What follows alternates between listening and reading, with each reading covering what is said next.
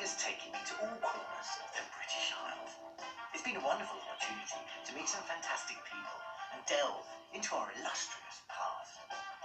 In Britain, we have a great literary tradition, and poetry is a key part of that. Over the years, I've had the chance to follow in the footsteps of some of my favourite poets.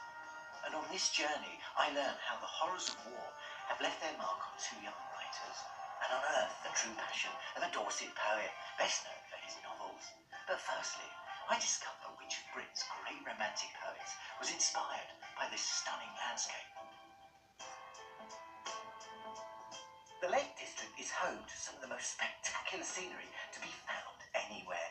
But for centuries, people didn't really see the beauty in the region. Instead, they considered its peaks and crags wild, savage, and terrifying. All that began to change in the middle of the 18th century when observers looked at the region with new eyes. Amongst them was a great name in British poetry, William Wordsworth. Wordsworth was a member of what became known as the English Romantic movement in the arts. He and his fellow poets and painters found inspiration in the power of nature in all its awesome glory. The Romantics moved away from the structural intellectual approach of the 18th century, which is sometimes known now as the Age of Reason or the Enlightenment, towards ways of looking at the world which recognise the importance of the imagination and the emotions. The epic themes of poems by their forerunners, such as John Milton's Paradise Lost, were rejected by the Romantics. They felt that poetry should be inspired by just ordinary events.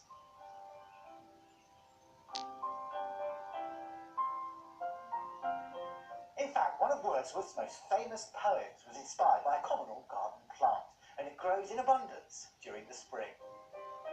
I wandered lonely as a cloud that floats on high of vales and hills, when all at once I saw a crowd, a host of golden daffodils, beside the lake, beneath the trees, fluttering and dancing in the breeze, continuous as the stars that shine and twinkle on the Milky Way. They stretched in never-ending line along the margin of a bay. 10,000 saw I at a glance, tossing their heads in sprightly dance. And then my heart with pleasure fills, and dances with the daffodils. Place and family were central to Wordsworth, both in his poetry and his own life, and he spent his happiest years here at Rydal Mount with his wife and children, his sister and his sister-in-law. And the marvellous thing is, his descendants today still refer to this place as home.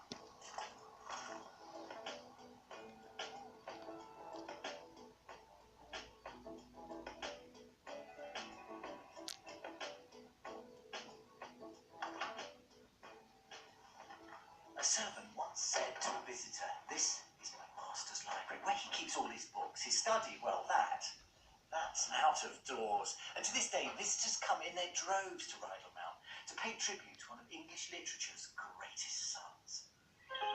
300 miles south in Dorset, I had the pleasure of visiting the home of another of Britain's most famous poets, Thomas Hardy. Although as a writer, he's better known for his novels, such as Tess of the D'Urbervilles and Father and the Magic Crown. Hardy was born in this cottage just outside Dorchester in 1840, and he lived here and grew up here with his family of stonemasons and builders. In his novels, he liked to describe real settings as the scenes of the plots. And in Under the Greenwood Tree, published in 1872, the cottage was described like this. It was a long, low cottage with a hipped roof of thatch, having dormer windows breaking up into the eaves, a chimney standing in the middle of the ridge, and another at each end. The window shutters were not yet closed, and the fire and the candlelight within radiated forth upon the thick bushes. After leaving school, Hardy became an apprentice to an architect and spent 5 years working and living in London, but his real passion was writing, so he returned to Dorset to try to get his books published. Towns, villages and buildings throughout the county are all recognisable from Hardy's novels. In The Mayor of Castlebridge, Castlebridge is a thinly disguised Dorchester. The story centres around Michael Henchard, who sells his wife and his daughter when he gets drunk, and 18 years later they return to the town to find out that he's become the mayor and is presiding over dinner here in the king's arms. A spacious bow window projected into the street over the main portico, and from the open sashes came the babble of voices, the jingle of glasses, and the drawing of corks. Now, I've come to Dorset County Museum to see some of Hardy's treasured possessions and to talk to museum director Judy Lindsay. Now, Hardy didn't come from a very wealthy background, did he? No, he didn't. He was born to a labouring family in the village of Bockhampton, and although he describes his cottage as 7-bedroomed and rambling, it was still very much a labourer's cottage. So when did he start to write novels? Thomas Hardy published his first novel in 1871. He had written one previously, The Poor Man and the Lady, but he'd failed to find a publisher for that. So the first novel he wrote was Desperate Remedies. He followed that up, however, with a much more popular novel, and the one which really brought him public acclaim, Under the Greenwood Tree. Yeah. Looking around the room, I noticed some musical instruments. We've got a cello there and a couple of violins here. Did he actually play the violin? He started to play the violin aged only 8. He played with the Stinsford Band, which was a church band, and it was very much a family tradition for him to do that. His father, grandfather and uncle all played in.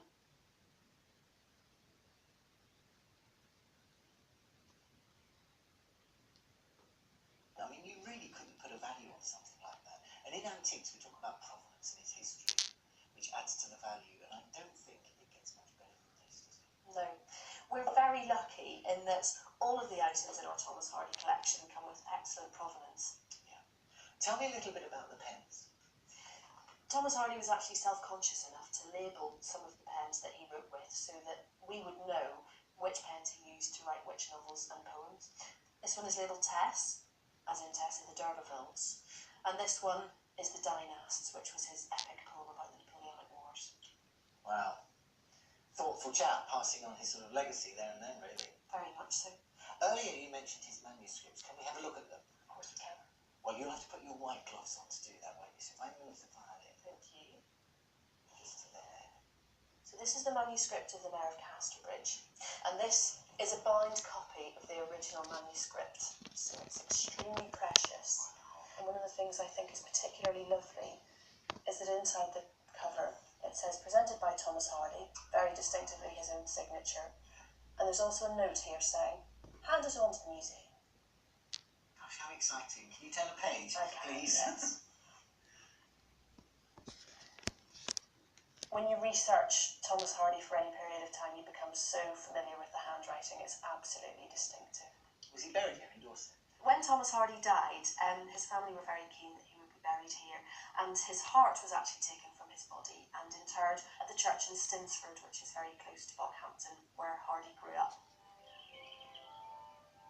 The rest of his body was cremated, and the ashes were interred in Westminster Abbey in Poets' Corner, which is particularly fitting because many people see Thomas Hardy as a novelist. Those who know his work better are aware that Thomas Hardy saw himself first and foremost as a poet. Yeah.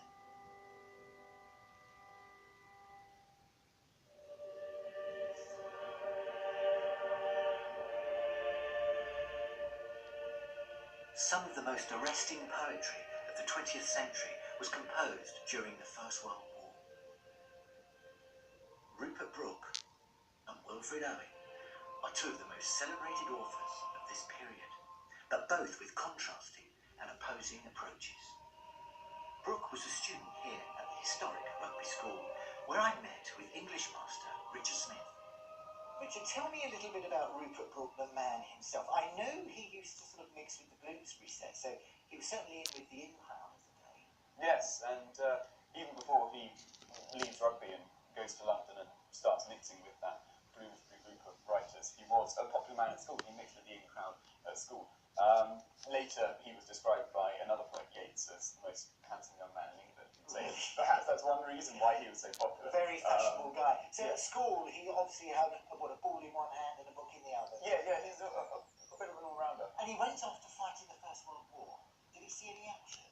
No, died really before he saw any action. Died in 1915 on his way to Gallipoli. He was quite excited about joining, enlisting up and sort of representing his country.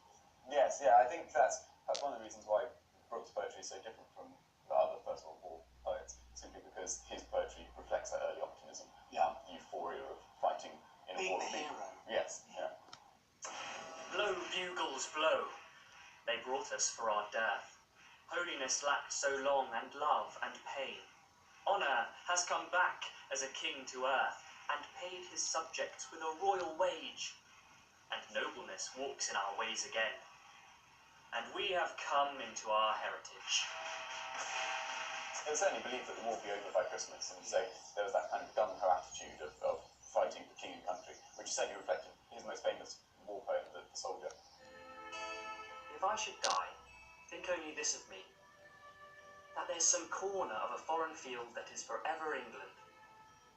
There shall be in that rich earth a richer dust concealed, a dust whom England bore, shaped and made aware, gave once her flowers to love, her ways to roam, a body of England's, breathing English air, washed by the rivers, blessed by sons of home. Well, obviously, history tells us it was awful. In fact, it was a bloody mess, and Brooke didn't see any of that. Yes, you're right, he is removed from the very worst of it. There's nothing like sitting in a cold, damp trench, like other poets, like Wilfred Owen, perhaps Wilfred Owen's poetry is more arresting for a modern readership, simply because he describes those terrible conditions. Wilfred Owen is probably Britain's most celebrated war poet. He enlisted in 1915 and was sent to the front, where he saw heavy fighting and appalling conditions. His poems revealed how many soldiers spent much of the war huddled in trenches in all weathers. Our brains ache in the merciless iced east winds that knife us. Wearied, we keep awake because the night is silent. Low, drooping flares confuse our memory of the salient. Worried by silence, sentries whisper, curious, nervous. But nothing happens. That winter of 1917 was particularly bad. Icy cold winds, relentless rain. I mean, that must have cut right through you. And it's quite amazing to think such poignant words were produced. Yes, and such beautiful words as well, from such horror. Because of his experiences of fighting, Owen hated the idealistic views of writers like Brooke, who bought into the Latin philosophy, dulce et decorum est, pro patria more. It is sweet and fitting to die for one's country. Am I right in thinking that Owen was sent home suffering from shell shock? Yes, he goes to a military hospital up near Edinburgh called Craig Lockhart. There he meets another famous First World War poet, Siegfried Sassoon, who'd been decorated for bravery at the front, but had become disillusioned with the war. And it's Sassoon who really encourages Owen to publish his works. They formed a friendship of Yes.